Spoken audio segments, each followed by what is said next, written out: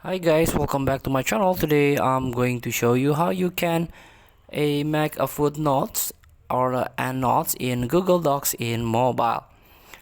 So in order to do that, you can open Google Docs via Google Chrome, and you can go to the docs, and here you can tap on docs that you want to add footnotes.